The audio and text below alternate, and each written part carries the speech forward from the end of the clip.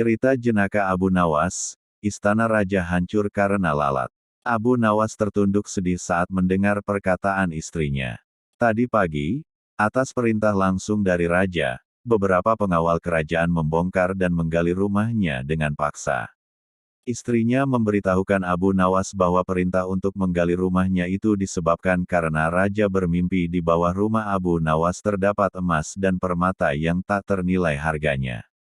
Tetapi setelah digali, ternyata emas dan permata itu tidak ditemukan. Yang membuat Abu Nawas kesal dan bersedih adalah raja tidak meminta maaf kepadanya. Bahkan tidak ada ganti rugi atas kerusakan yang telah dibuat orang-orang kerajaan. Lama Abu Nawas berpikir, tapi belum juga ia menemukan cara untuk membalas perbuatan raja. Makanan yang dihidangkan oleh istrinya tidak dimakan, karena nafsu makannya hilang. Malam pun tiba, tapi Abu Nawas tetap tidak beranjak dari tempatnya semula. Keesokan harinya, Abu Nawas melihat lalat-lalat mulai menyerbu makanan Abu Nawas yang sudah basi. Tiba-tiba ia tersenyum gembira. Abu Nawas berkata pada istrinya, "Tolong ambilkan kain penutup makananku dan sebatang besi."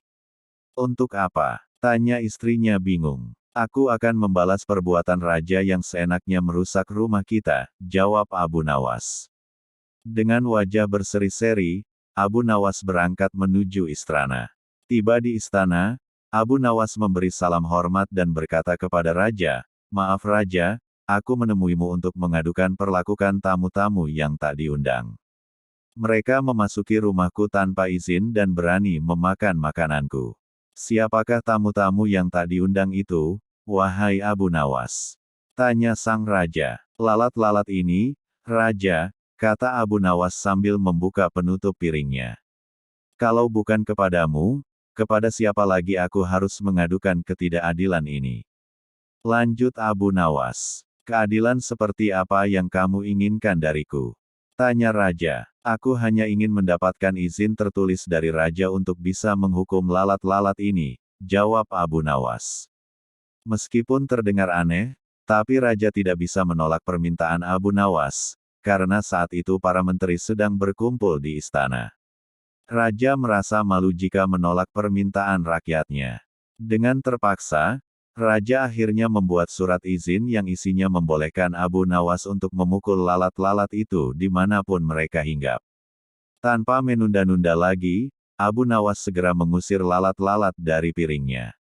Lalat-lalat itu terbang dan hinggap di sana-sini. Dengan tongkat besi yang sudah sejak tadi dibawanya dari rumah, Abu Nawas mulai mengejar dan memukul lalat-lalat itu.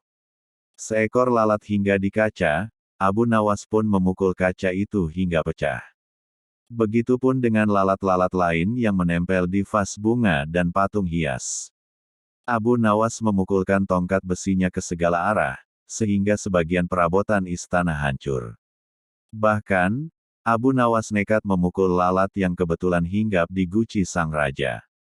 Raja pun tidak bisa berbuat apa-apa kecuali menyadari kesalahannya karena telah merusak rumah Abu Nawas dan keluarganya. Setelah merasa puas, Abu Nawas pun pamit pulang.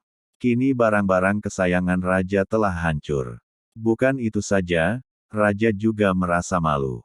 Ia sadar betapa kelirunya berbuat semena-mena kepada Abu Nawas. Abu Nawas yang selalu lucu dan sering menghibur banyak orang itu, ternyata bisa sangat marah kepada orang yang mengganggunya. Sementara itu, Abu Nawas pulang dengan perasaan lega. Ia sudah tidak sabar ingin bercerita kepada istrinya di rumah tentang apa yang baru saja ia lakukan di istana.